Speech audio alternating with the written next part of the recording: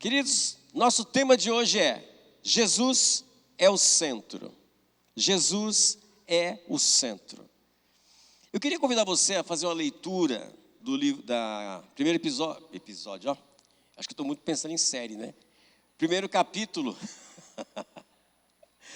da carta aos Filipenses comigo. É uma leitura longa, então eu espero que peço a vocês atenção, que vocês vejam bem o que nós estamos lendo, porque nós vamos discorrer sobre esse capítulo durante a nossa mensagem aqui. Paulo e Timóteo, servos de Cristo Jesus, a todos os santos em Cristo Jesus, inclusive bispos e diáconos que vivem em Filipos. Graça e paz a vós outros da parte de Deus, nosso Pai, e do Senhor Jesus Cristo. Dou graças ao meu Deus por tudo o que recordo de vós, fazendo sempre com alegria súplicas por todos vós em todas as minhas orações, pela vossa cooperação no Evangelho, desde o primeiro dia até agora. Estou plenamente certo de que aquele que começou a boa obra em vós há de completá-la ao dia de Cristo Jesus. Aliás, é justo que eu assim pense de todos vós, porque vos trago no coração, seja nas minhas algemas, seja na defesa e confirmação do Evangelho, pois todos sois participantes da graça comigo. Pois minha testemunha é Deus, da saudade que tenho de todos vós, na terna misericórdia de Cristo Jesus. E também faço esta oração, que o vosso amor aumente mais e mais, em pleno conhecimento e toda a percepção, para provardes as coisas excelentes e serdes sinceros e inculpáveis para o dia de Cristo, cheios de fruto de justiça, o qual é mediante Jesus Cristo para a glória e louvor de Deus. Quero ainda, irmãos, certificar-vos de que as coisas que me aconteceram têm antes contribuído para o progresso do Evangelho, de maneira que as minhas cadeias em Cristo se tornaram conhecidas de toda a guarda pretoriana e de todos os demais. E a maioria dos irmãos, estimulados no Senhor por minhas algemas, ousam falar com mais desassombro a palavra de Deus. Alguns, efetivamente, proclamam a Cristo por inveja e porfia, outros, porém, o fazem de boa vontade. Estes, por amor, sabendo que eu estou incumbido da defesa do Evangelho, aqueles, contudo, pregam a Cristo por discórdia, insinceramente, julgando suscitar tribulação às minhas cadeias. Todavia, que importa? Uma vez que Cristo, de qualquer modo, está sendo pregado, quer por pretexto, quer por verdade, também com isso me regozijo, sim, sempre me regozijarei, porque estou certo de que isto mesmo, pela vossa súplica e pela provisão do Espírito de Jesus Cristo, me redundará em libertação, segundo a minha ardente expectativa e esperança de que em nada serei envergonhado. Antes, com toda a ousadia, como sempre, também agora, será Cristo engrandecido no meu corpo, quer pela vida, quer pela morte. Porquanto para mim o viver é Cristo e o morrer é lucro. Entretanto, se o viver na carne traz fruto para o meu trabalho, já não sei o que hei de escolher. Ora, de um outro lado, estou constrangido, tendo o desejo de partir e estar com Cristo, e que é incomparavelmente melhor. Mas, por vossa causa, é mais necessário permanecer na carne. E convencido disto, estou certo que ficarei e permanecerei com todos vós, para o vosso progresso e gozo da fé, a fim de que aumente, quanto a mim, o motivo de vos gloriardes em Cristo Jesus, pela minha presença de novo convosco. Vivei acima de tudo, por modo digno do Evangelho de Cristo, para que, ou indo ver-vos, ou estando ausente, ouça no tocante a vós outros, que estáis firmes em um só Espírito, como uma só alma, lutando juntos pela fé evangélica, ou fé no Evangelho, e que em nada estáis intimidados pelos adversários, pois o que é para eles prova evidente de perdição, é para vós outros de salvação, e isto da parte de Deus, porque vos foi concedido a graça de padeceres por Cristo, e não somente de crerdes nele, pois tende o mesmo combate que vistes em mim, e ainda agora ouvis que é o meu. Palavra do Senhor em Filipenses capítulo 1. É importante a gente entender um pouco, só relembrando, vocês que acompanharam aí desde julho as séries de ensino sobre Paulo, a Nésio expôs muito bem todos esses pontos que a gente vai tocar. Há uma explicação bem profunda desses pontos, no que diz respeito à história de como aconteceu. Mas acho que é importante a gente lembrar de como aconteceu, como surgiu essa igreja de Filipos. Lembrando que Paulo estava em sua segunda viagem missionária, que já foi descrito lá em Atos, que a gente já estudou. E Paulo e seus companheiros, Silas e Timóteo, estavam na cidade de Troade. Mas naquele lugar eles foram impedidos pelo Espírito Santo de pregar. Quando Paulo teve uma visão noturna do homem da Macedônia, região da Grécia e da Europa, que suplicava que passasse a Macedônia para ter com eles, para ajudá-los. E assim foi. Paulo, obedecendo a isso, viajou até a região, chegando lá em Filipos. Filipos era uma cidade muito grande, e nessa cidade não tinha nenhuma sinagoga. Geralmente Paulo chegava, procurava a sinagoga, ia ter com os irmãos, ia ensinar, mas nessa cidade não tinha sinagoga. Então Paulo buscou um lugar junto ao rio para orar, onde geralmente as pessoas iam, e lá encontrou um grupo de mulheres orando. Dentre elas, Lídia. Lídia foi a primeira, e ele pregou para elas, e Lídia foi a primeira mulher convertida, a primeira pessoa convertida na Europa. E ela era uma comerciante de púrpura, uma substância muito cara, portanto ela tinha muita influência ali. Bem, Lídia foi batizada, toda a sua família, e abriu a sua casa para hospedar Paulo e seus companheiros, fazendo ali a sua casa o primeiro ponto de encontro da igreja em Filipos. Depois, ocorreu o episódio da jovem adivinhadora, que Paulo a libertou dos espíritos de adivinhação, causando um problema com seus senhores, que ela era uma escrava, que deixaram de ganhar dinheiro com a mulher. E aí fizeram um tumulto todo, levaram Paulo para a prisão. Mas essa mulher ficou livre. Na prisão, Paulo foi um verdadeiro profeta lá dentro. Começou a pregar para todo mundo. E aquilo foi encantando a guarda pretoriana, que era a guarda de elite do exército romano, também transformando a vida de vários ali. Portanto, a igreja de Filipos nasceu de um notável contraste. Uma rica comerciante asiática, uma escrava liberta e um oficial da lei romano, todos unidos em Cristo, em prol de uma coisa só. Demonstrando que o poder do evangelho em quebrar essas diferenças sociais já estavam aí, já estava aí. Quebrou a diferença social, juntou e aí começou a igreja em Filipos. Paulo daí saiu, continuou sua pregação, e essa carta foi escrita aproximadamente 12 anos depois desses fatos. Paulo estava na prisão, e essas cartas são chamadas também de epístolas da prisão, ou cartas da alegria. Você vai encontrar em vários estudiosos chamando de cartas da alegria. Por quê? Porque no cerne, se você observou bem a leitura, nós estamos falando de uma pessoa resignada, de uma pessoa que não se deixa abater, de uma pessoa que transforma a situação segundo a visão que ela tem de Cristo, segundo a visão que ela tem do futuro, daquilo que Deus o chamou, aquele chamado que é para ele.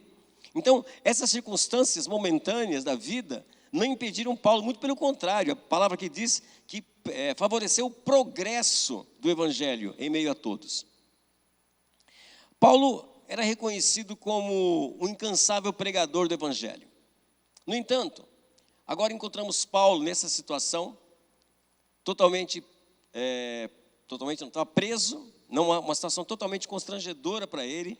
Ele não estava mais numa praça pública pregando, nem numa sinagoga, mas sim numa prisão sob custódia do maior império da época, que era o Império Romano. Paulo escreveu essas cartas daí aos filipenses. Esse cenário, imagina você na prisão, ele poderia simplesmente deixar você... eu nunca fui preso, tá? Então não sei como é que é ser preso, graças a Deus, né? Mas eu acho que deve ser uma coisa deprimente, uma coisa que te oprime, uma coisa que é opressora, uma coisa que te entristece. Você está longe do convívio dos seus amigos, você está longe de tudo. Mas Paulo, mesmo nessa situação de alguém que é privado da sua liberdade, não está tomado pela tristeza que isso poderia ocasionar. No entanto, O tom dessa carta surpreende e desconstrói as expectativas humanas que nós temos sobre algumas situações. Não é uma carta de um homem derrotado ou amargurado. Se você ler, você não vai perceber. Se você não soubesse que ele estava preso, só algumas menções que ele fala lá sobre as cadeias, sobre as prisões, que você vai detectar que a pessoa está presa, porque ele não estava assim, né? Ele fala o tempo todo, destaca nessa palavra a alegria e suas diferentes formas. Paulo mesmo preso escreve a uma igreja que era livre e vibrante, e sua mensagem não é um lamento pelas perdas pessoais, mas uma expressão de alegria profunda e inabalável que ele tinha da confiança em Cristo, que é isso que faz a transcendência do Evangelho. Todas as circunstâncias adversas, Paulo transformou isso através da perspectiva da cruz, perspectiva de Jesus, transformou isso em algo que impulsionava o progresso do Evangelho. Amém, irmãos? A garganta está ruim hoje, hein?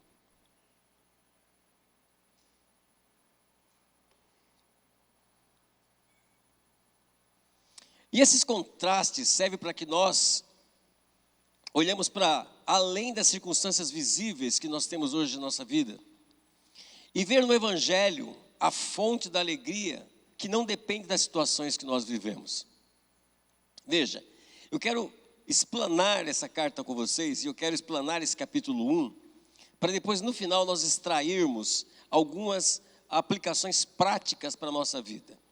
Como refletindo Paulo, como Paulo se comportou, como é que Paulo fez as coisas, o que isso traz para a nossa vida hoje? Qual impacto vai trazer em nossas vidas hoje? Para que você saia daqui hoje já praticando estas coisas que você aprendeu com Paulo. É um chamado a perceber que quando tudo parece contrário, é possível experimentar alguma alegria. Quando tudo parece ruim em sua vida, quando as circunstâncias estão te prendendo, é sim possível experimentar alegria. Mas por quê? Porque estamos na certeza do propósito de Cristo em nossas vidas. Paulo tinha certeza do seu chamado. Paulo tinha certeza do seu propósito. E veja, ele diz nas cartas, quando você começa a ler esse capítulo, ele fala que não ficaria nessa prisão e não ficou mesmo. Você se conhece a história já, ele foi liberto depois. Essa foi a primeira prisão de Paulo em Roma. Podemos observar na leitura do texto que Paulo não se alegra pela sua liberdade em si, mas sim pela fidelidade dos irmãos de Filipe. E pela fidelidade de Deus em sua vida. A alegria dele é externa a si mesmo. E aí tem uma lição para nós. Quantos de nós, sem levantar a mão, tá? A gente costuma se alegrar quando as coisas boas acontecem a outras pessoas. Como é que a gente se comporta quando a situação não é para você? Você está no emprego lá, você está mirando lá um cargo, sei lá, uma gestão, e aí o teu parceiro do lado é escolhido e não você. E você faz aquela coisa assim, parabéns. Ou você tem alegria realmente naquilo que está acontecendo. Veja que Paulo, na prisão, ele tinha notícias da igreja de Filipos e ele se alegrava com o progresso do Evangelho, como a igreja cresceu, como os irmãos estavam unidos, apesar que tinha uns probleminhas lá que a gente vai tratar nas próximas mensagens, mas como ele se alegrava no todo, na coesão dos irmãos, na ajuda dos irmãos, principalmente no coração bondoso dos irmãos. Filipos era uma igreja que desde sempre, desde o começo, ela sustentava Paulo em suas missões. Era uma igreja que dava, que era próspera e doava, e cada vez mais que eles davam, mais prósperos eles eram. Atendendo aqui o princípio do dar. O que sustenta um homem na prisão com alegria? O que sustenta você numa situação com alegria? É uma filosofia de vida que reconfigura a realidade em função daquilo que Cristo tem para você. Você começa a mudar a sua perspectiva de vida. Você começa a mudar a sua perspectiva de enxergar as situações quando você tem a convicção daquilo que Deus, Jesus Cristo, tem preparado para você. Daquilo que é o seu chamado, daquilo que é o seu caminho, daquilo que você tem destinado. Entenda isso que eu quero dizer. Aquilo que Deus escreveu na sua história. Quando você começa a olhar para isso, olhar para frente, você começa então a mudar a perspectiva como você enxerga as situações. Isso é muito, muito, muito importante em nossas vidas. Quando as situações vêm sobre nós não nos abalarmos como a gente se abala, nós somos humanos. Então tem situações que deixam você realmente perdido, deixa você com medo. Mas quando nós tiramos o foco disso, reconfiguramos a nossa expectativa de onde nós estamos indo, nós vamos enxergar o princípio e o propósito de Deus em nossas vidas. Essa é uma filosofia, esse versículo aqui, porque para mim o viver é Cristo e o morrer é lucro, resume de uma forma profunda a perspectiva cristã apresentada por Paulo. Note, a sua afirmação não é só teologia, é prática de vida. Paulo, quando diz aqui que para ele o viver é Cristo e o morrer é lucro, ele está dizendo o seguinte, que para mim, meu modo de viver é assim, totalmente a maneira como Paulo enxergava a existência. Cristo se torna o centro absoluto da vida. Todos os objetivos, desejos e ações são reinterpretadas à luz do Evangelho de Cristo. Quando nós temos isso em nossas vidas, nós começamos a olhar de novo para as situações, para as coisas que acontecem conosco, com um outro olhar. Não mais o olhar de medo, não mais o olhar de insegurança, não mais o olhar de insatisfação, mas o olhar de quem sabe o que Deus preparou para cada um de nós, para você e para mim. O olhar de ter a certeza que estamos indo no caminho que o Senhor trilhou para nós. E é isso que muda a configuração da nossa vida. Ao reconfigurar a realidade à luz do Evangelho, Paulo nos convida a experimentar uma alegria inabalável, capaz de transcender qualquer adversidade. Eu realmente fico muito grato a Deus quando Deus coloca pessoas do meu lado que são alegres. Em qualquer situação, em qualquer momento, a pessoa está alegre. E não é fachada, não é fingimento. É uma alegria inerente dentro dele. Parece que você fala assim, de onde sai tudo isso? De onde sai essa alegria toda? Eu acho que o Silas vai lembrar disso, a gente estava numa situação, numa viagem, e tinha uns irmãos da África, e nós começamos a orar juntos, e aquele irmão, aqueles pastores da África, eles eram pastores, um deles era pastor de 50 e poucas igrejas, né, Silas? Algo assim. Mas igrejas no meio da guerra, sabe a guerra civil que teve na África? Ele mostrou fotos. Aí a gente olhava assim, tinha uma parede em pé, outra toda furada, sem teto, um lugarzinho para pregar. E aquele homem falava das coisas que Deus fazia com ele, numa alegria, numa força, que eu falava assim, eu quero isso também. E quando ele orava, eu falava para Deus, Deus, eu quero isso também. Porque a oração daquele homem vertia a alegria e a certeza que Deus estava com ele naqueles momentos mais difíceis. Tanto é que ele pediu algumas coisas a Deus assim, e Deus deu tudo para ele naquele momento que a gente estava lá. Coisas para ele trabalhar com a igreja, e Deus abriu portas para que isso acontecesse. Então essa alegria, essa capacidade de ter uma alegria inabalável, que muda qualquer situação e transcende a qualquer adversidade da nossa vida. A alegria inabalável do cristão é sustentada, segundo esse texto, por 3 fundamentos essenciais destacados nesse capítulo. Primeiro, a capacidade de reinterpretar o sofrimento à luz do Evangelho, reconhecendo como oportunidade de avanço. Segundo, a centralidade absoluta de Cristo em cada aspecto da vida, que redefine os propósitos e valores do viver. E por último, o reconhecimento da dignidade e responsabilidade que advém de uma cidadania celestial, que orienta nossas atitudes e esperanças para além das circunstâncias terrenas. Esses pilares não apenas fortalecem o cristão diante das adversidades, mas também proporcionam uma alegria profunda e duradoura, independente das situações externas.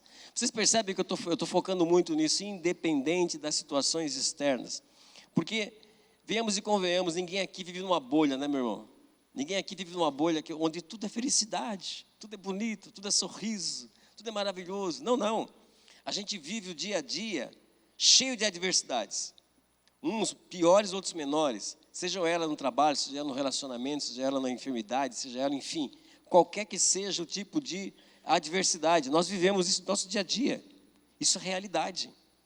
Agora, quando nós temos essa percepção que Paulo teve, quando nós falamos assim, para nós o viver é Cristo, quando você coloca isso no seu coração, e isso impregna o seu coração e a sua vida, nós começamos então a observar essas adversidades como possibilidades de mudança em nossas vidas. Já viram aquele ditado, se a vida te der um limão, faça uma limonada? Não, ninguém nunca viu? Não? Porque eu fico meio preocupado porque você fala, ninguém fala nada, eu fico preocupado. É isso aqui. Quando a vida te dá um limão, meu amigo, faz uma limonada. Não é assim? A gente não passa por situações que depois você vai usar essa situação como um remédio para uma segunda situação ou para alguém que está ao seu redor? Às vezes a gente pergunta, Senhor, por que eu estou vivendo isso? E Ele fala assim, aguenta aí que você vai ver. Dá um tempo aí que você vai ver o que vai acontecer. E isso muda, isso faz com que a gente cresça cada vez mais no Senhor e que o Evangelho do Senhor cresça. Amém, meus irmãos? Vamos falar rapidamente sobre isso para depois a gente tirar as nossas lições. Primeiro, a reinterpretação. Se nós observarmos Filipenses, lá do versículo 12 ao 20, a gente entende e vê lá, a palavra-chave que ele usa é progresso. Ele usa 2 vezes no versículo 12 e depois do 25, progresso do Evangelho. E aí eu fui fuçar do progresso e encontrei que a palavra grega para isso, Rui não está aqui hoje para me corrigir o sotaque, então eu vou falar de qualquer jeito mesmo, tá? Lê-se assim, procopé. O procopé, fui atrás desse significado, significa cortar o mato para abrir caminho. Então, o Evangelho que ele está falando, o progresso do Evangelho, está dizendo que está abrindo caminho, está expandindo. Ou seja, ir em frente, crescer. Assim, esse verbo sugere que não apenas um avanço passivo do Evangelho, mas sim um progresso ativo, onde os irmãos começaram a ter a percepção do que é a vida com Cristo e expandir esse Evangelho. Porque é legal quando a gente descobre uma coisa boa, a gente querer levar um amigo junto, não é isso? Quando você vai num restaurante e você acha que o restaurante é legal, o que você faz quando no primeiro encontro do seu amigo? Você fala, pô, vamos naquele restaurante, é muito bom, e você leva a pessoa junto. Quando você vai num lugar que você acha que é gostoso, ou eu fui na Carisma, gostei, aí você vai convidar seus amigos, vamos lá comigo? Vamos. E é assim, e o Evangelho é isso. Quando as pessoas encontraram essas boas novas, quando eles começaram a entender e ter a percepção do que é Cristo, ter a percepção de Jesus, da obra do Evangelho, da obra de Jesus, isso foi crescendo, e esse progresso foi aumentando, e essa igreja começou a crescer, ser vibrante, uma igreja viva, pulsante naquela região. Veja, o progresso através das adversidades. Paulo reverte o argumento de que vocês acham que me prejudicou, quando ele falou, o que vocês acham que me prejudicou, ou seja, as cadeias, a prisão, na verdade fez o Evangelho progredir. Por quê? Porque a cadeia de Paulo se tornou notória para toda a guarda pretoriana. Paulo pregou para aquele povo. Anésio Dionésio explicou isso aqui. Paulo pregava para as pessoas, mas os pretorianos estavam lá, pregou para aquele povo. Povo da elite da guarda. E aí, o Evangelho cresceu ali e as pessoas foram se convertendo. Então, ele estava pregando para a elite militar do império. Olha que oportunidade. Sozinho ele não ia fazer isso. Aí Deus pegou, colocou essas coisas no caminho dele, levou, ele transformou essa situação num púlpito de pregação. Ele fez um seminário na casa dele lá, porque quantas pessoas iam lá ter com ele, e os guardas lá ouvindo. Aqueles caras saíram formados, fizeram o didaquê completo ali, né? A firmeza de Paulo inspirou a ousadia dos irmãos. E ele pode dizer assim, a minha crise se torna seu encorajamento. Porque se na prisão Paulo conseguia pregar, as outras pessoas estavam livres, se sentiram mais empolgados, impulsionados, desafiados a fazer isso. E claro que quando você começa a fazer algumas coisas, criam as críticas. E Paulo enfrenta isso de uma forma muito, muito distinta. Quando a gente leu lá que os irmãos pregavam por inveja, ambição egoísta e para aumentar o peso das cadeias de Paulo, Paulo enxerga diferente. Ele rejeita esse foco da inveja e ele começa a dizer assim, olha, eu não estou ligando para o motivo do pregador. Eu estou ligando sim para o objeto da pregação. Ou seja, contanto que Cristo seja anunciado, nisso me regozijo. Que situação, que forma de enxergar, que forma de ver a situação. E aí vem aquela pergunta, né? O que tira a sua alegria?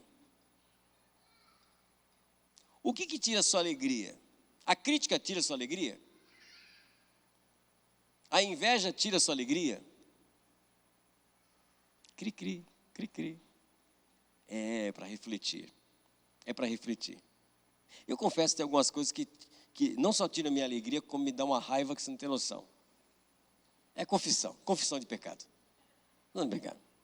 Você sabe que eu sou nordestino. E nordestino tem fama de ser sangue quente em algumas coisas. E olha que a gente faz uma força danada para manter o sangue quente sob controle. É uma coisa de doido. Às vezes ele tenta escapar a pressão. Sabe a panela de pressão que faz psss? Já viram isso? O que tira a tua alegria? O que tira a tua paz? O que tira a sua tranquilidade? Olha só. Paulo ensina, e aqui vai uma lição para mim.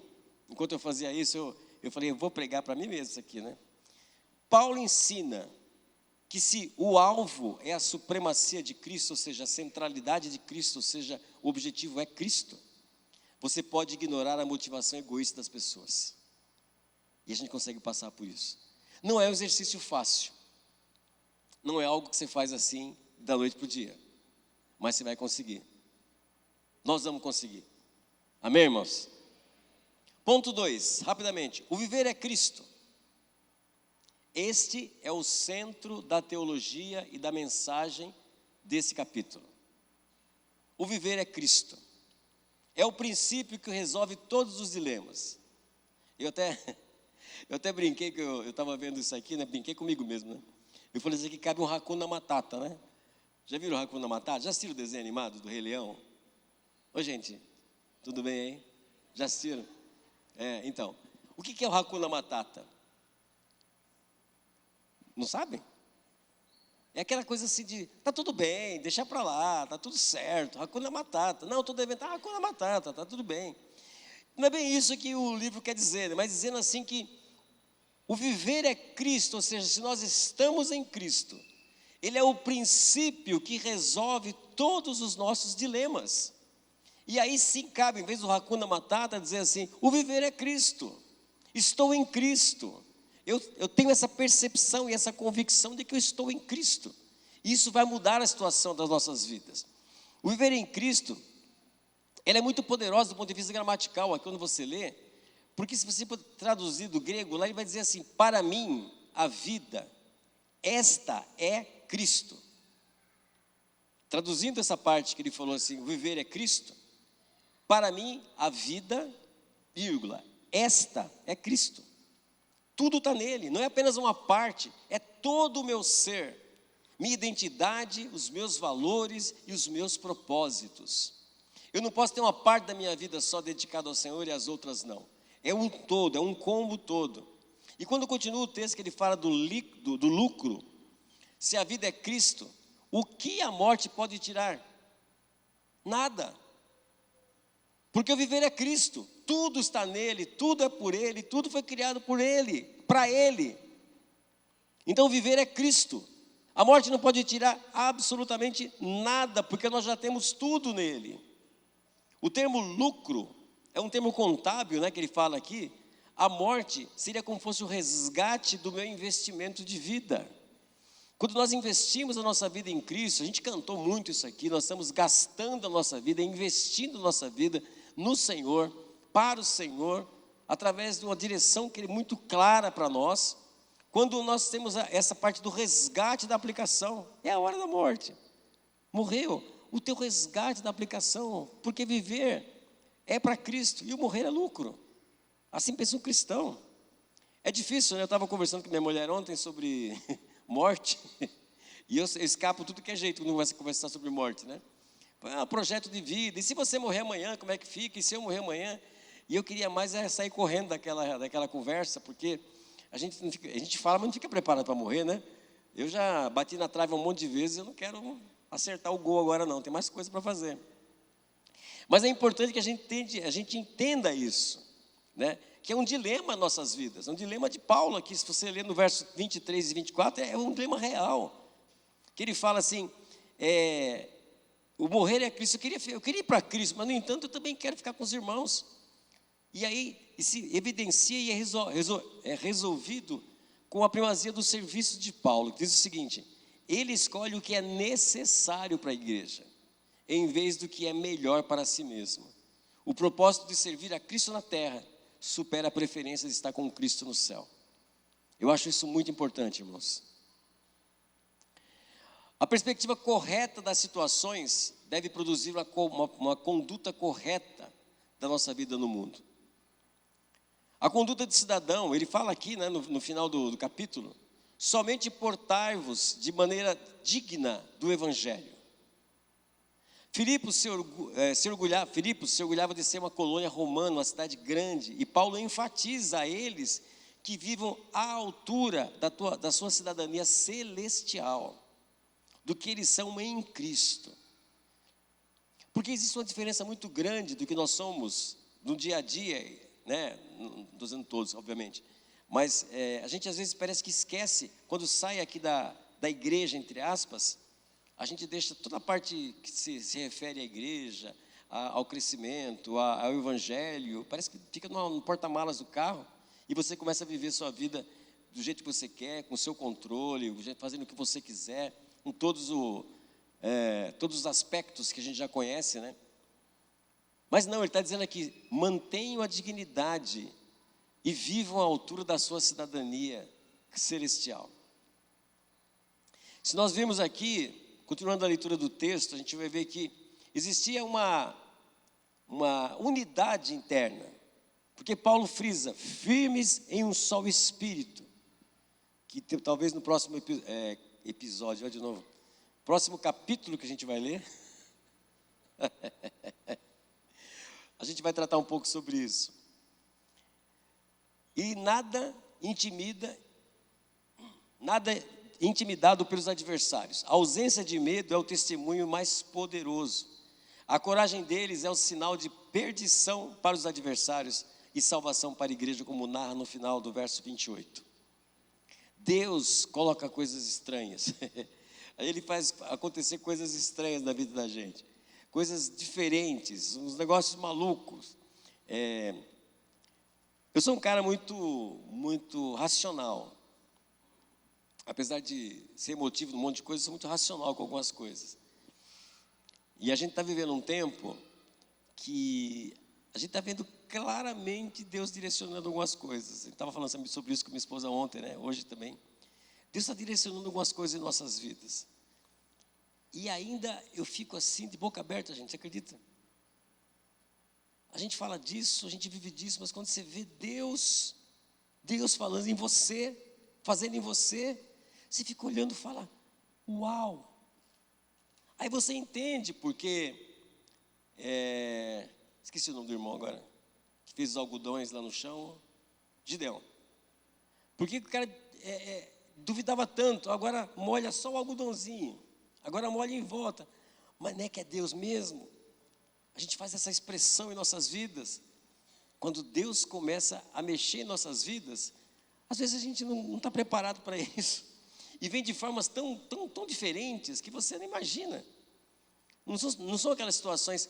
Eu não sei se vocês já assistiram os 10 Mandamentos, mas não essa versão nova aqui, a versão antiga lá do década de 60, 70. Já assistiram? Não fica com vergonha não também, já passou na sessão da tarde também, então você pode usar a desculpa que você assistiu na sessão da tarde e tal. Quando abre o mar, aquela coisa gigantesca, né? Jesus falando, Deus falando, é sempre aquela voz triunfante, né? Que vai lá e escreve na pedra com raio de fogo. E eu cresci achando que Deus falava assim. Eu falei: quando Deus fala comigo, vai tremer a casa, meu pai vai ficar bravo porque vai quebrar os vidros todos da casa, vai ser um negócio estranho, vai escrever com fogo na parede, mas Deus também fala através de uma brisa suave que vem ao nosso coração e faz uma transformação total em nossas vidas. Ele não só fala como trovão, ele fala como trovão, mas também fala como uma brisa suave. Ele fala com o irmão que está do seu lado, que usa para falar com você. Ele fala com a pessoa que está perto de você. Ele fala com situações, ele mostra situações da sua vida. Você fala assim: isso aqui é Deus. Não tem forma de dizer, é Deus. são coisas que acontecem em nossas vidas que realmente valorizam e mostram o que Deus faz. A alegria inabalável, voltando aqui, de Paulo na prisão só faz sentido se tomarmos a sua declaração a sério. O viver é Cristo. Você pode repetir isso comigo? O viver é Cristo. É isso. Se Cristo é o centro da nossa vida, somos chamados a agir com a mesma perspectiva de Paulo. Se Cristo é o centro, se nós entendemos, se nós vemos Cristo, entendemos e sentimos, porque nós buscamos isso, que Cristo é o centro da nossa vida, nós temos que agir e ver as situações com as mesmas perspectivas. E aqui, eu queria conversar com você rapidamente, já perto de finalizar, como isso se aplica no nosso dia a dia, essas situações todas que nós falamos aqui de Paulo.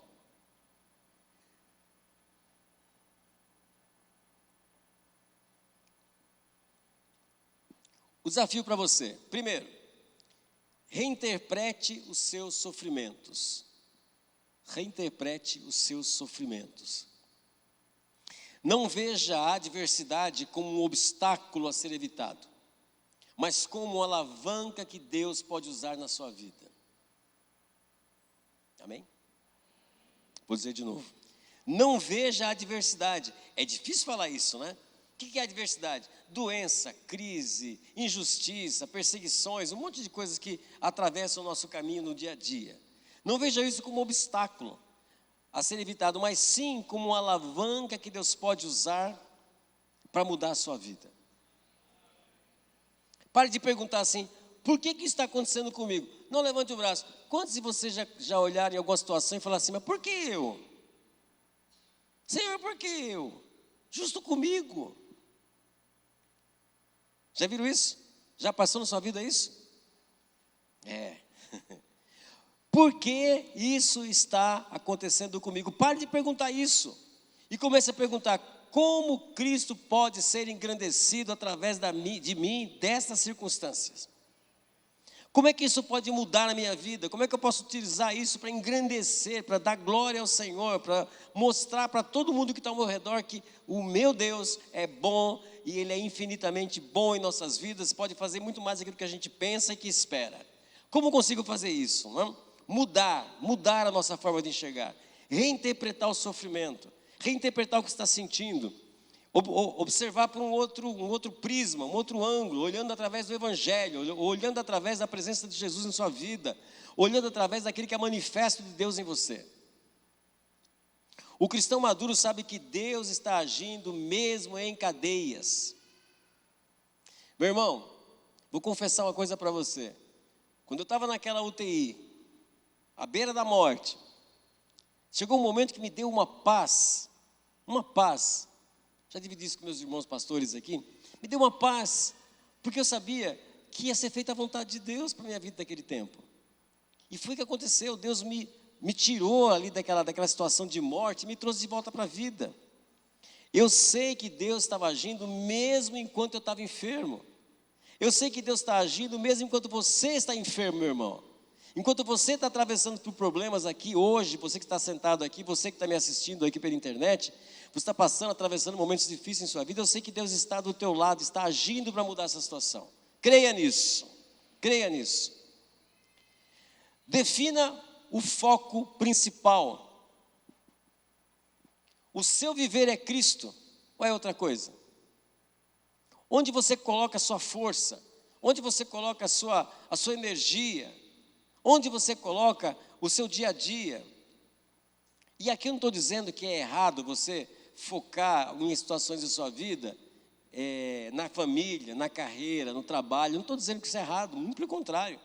Mas isso tem que ser baseado naquilo que Deus quer para você, que Cristo quer para você.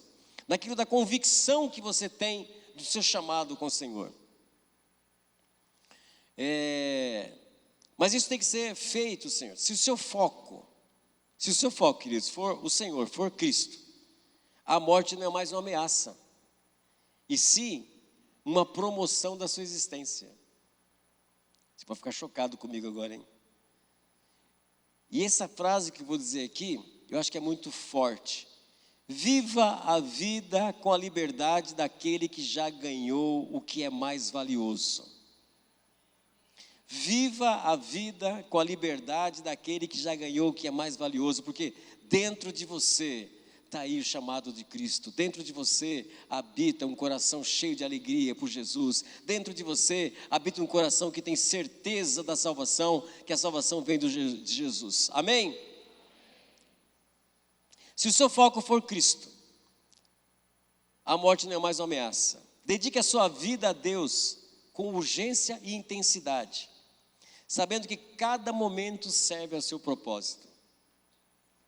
Sabe que às vezes a gente fica meio parado, né, nas coisas do Senhor. Quantos aqui, sem responder, tá? Quantos aqui têm um ministério na sua vida? Já exerceu o ministério na sua vida? Quantos aqui foram decepcionados por situações de igrejas? Quantos de nós temos tanto para dar ainda? E o que nós estamos fazendo com esse tempo? O que nós estamos fazendo com os dons que Deus colocou aí para você? O que nós estamos fazendo com os ministérios que estão sentados aqui? O que a gente está fazendo com o seu chamado? Entenda que voluntariado é diferente de chamado. Os dois podem caminhar juntos, mas são diferentes. O seu chamado é aquilo que te move, é aquilo que te consome, é aquilo que te impulsiona, é aquilo que você não pode ver nada parecido com ele, que você se anima, que você se alegra, que você fica todo emocionado quando vê as coisas acontecendo. Quantos chamados sentados temos aqui e quantos chamados sentados no sofá nós temos do outro lado? Que Deus pode mudar hoje, meu irmão. Apresse o passo para fazer aquilo que Deus te chamou para fazer. Apresse o passo com urgência e intensidade, sabendo que cada momento serve ao seu propósito. Lute pela unidade com dignidade. O desafio maior, tanto na igreja quanto na sua vida, não são as perseguições externas, mas a divisão interna. Quando a gente fala de multidão, de gente, você encontra uma série de situações aí dentro. Você encontra diferenças partidárias. Aqui a gente tem direita, esquerda, meio, em cima, embaixo. Tem qualquer tendência partidária. Aqui nós temos pessoas totalmente diferentes umas das outras. Mas isso são coisas secundárias à nossa vida. Porque o principal de nós aqui é estar focado no que o Senhor Jesus quer para nossas vidas. Essas diferenças, deixa de lado. Não permita que isso enfraqueça o seu testemunho. E vai a dica, vamos entrar no ano eleitoral de novo, vai a dica. Gente, controlem-se nas redes sociais, pelo amor de Deus. Controle-se. Não que você não possa expressar a sua opção política. Mas não briga com o irmão porque o irmão pensa diferente de você. Não briga com o irmão porque um é verde e amarelo, o outro é vermelho. Não briga. Temos um acordo? Olha lá, hein? Você selou um acordo, hein? Manifeste a sua cidadania celestial, sendo unânime com seus irmãos. Coloque o avanço, o progresso do Evangelho, o que é digno, acima das suas preferências. Recuse-se a permitir que as diferenças secundárias, como eu disse aqui, política, gosto de status, essas coisas, enfraqueçam o seu testemunho. Outro ponto é combata a murmuração. Você murmura? Toma uma decisão durante um período. Decisão radical. Você fala assim, eu vou passar 24 horas sem murmurar. 24 horas sem falar nada. Sem reclamar do irmão, sem falar mal do irmão. Se eu quiser falar do irmão, falar bem dele. Ah, mas eu não quero falar bem, então não fala. Mas não murmura por nada. 24 horas. Você vai deixar de colocar esse lixo para dentro de você e você vai conseguir enxergar o cerne das coisas que o Senhor quer para a sua vida. Começa a focar nas coisas de Deus. Começa a focar no seu chamado. Começa a focar naquela coisa que te deu a chama. Aquilo que você lembrou quando você se converteu, quando você se apaixonou por Jesus. Começa a focar nesses pontos. Ele é o centro de toda a nossa vida. Jesus é tudo para nós. Tudo que nós falamos, fazemos, tem que ser pelo Senhor. O Evangelho está presente, as boas novas estão aqui. É o tempo da gente dizer para Deus: Deus, hoje eu quero sair correndo daqui, eu quero pregar esse Evangelho com a minha vida. E eu não estou falando que você precisa subir num púlpito para pregar o Evangelho. A sua vida fala do Evangelho, onde você estiver. As suas reações falam do Evangelho, onde você estiver. Lá no trabalho, na sua casa, junto com a sua família. Você é o Evangelho vivo. Você é aquela pessoa que transmite a paz do Senhor. Não só de cumprimento, a paz do Senhor. Mas ele chega e muda o ambiente. A pessoa chega, transforma o ambiente. Parece que ela tem um perfume diferente. Parece que ela tem um cheiro diferente. O cheiro de Cristo está nela. Eu acho que deve ser uma coisa que muda completamente o nosso ambiente. Eu não preciso que Deus faça um milagre na minha vida para entender que Ele é bom. Apesar de Ele ter feito vários milagres na minha vida. Mas eu não adoro só porque Ele faz milagre. Eu não sigo a Jesus só porque Ele fez um milagre na minha vida. Vários milagres. Eu sigo Jesus porque eu amo esse Jesus maravilhoso. Eu amo a sua palavra. É importante que nós tenhamos isso em nossas vidas, a convicção disso. Que Ele é o centro da nossa vida. Queria orar com você, Pai querido. No nome de Jesus. Obrigado, Senhor. Obrigado porque o Senhor enviou Jesus para encher as nossas vidas com a Tua alegria. Encher as nossas vidas, Senhor, com a Tua presença. Nele está tudo que é o Senhor. Está o Teu amor, a Tua longanimidade, a Tua graça, o Teu poder, a Tua autoridade, o Teu cuidado. Senhor, obrigado. Eu te peço, Senhor, que em cada um de nós essa manhã saia daqui, Senhor, cheios da percepção da Tua graça sobre as nossas vidas. Cheios da percepção do Teu amor, Senhor, que é inabalável. Cheios da percepção de quem é Jesus para nós. E acima de tudo, Senhor, renovado e restaurados pelo Senhor. Amém. Amém. Que o Espírito Santo nos convença a realinhar cada parte da nossa vida, para que, como Paulo, apóstolo, possamos declarar: para mim o viver é Cristo e o morrer é lucro. Amém, meus irmãos? Deus abençoe a sua semana. Permita-me abençoar vocês. Que a graça do Senhor Jesus Cristo e o amor de Deus Pai, a comunhão do Espírito Santo, seja com todos vós, desde agora e para todos sempre. Amém. Amém. Amém. Tenha uma semana abençoada. Em nome de Jesus.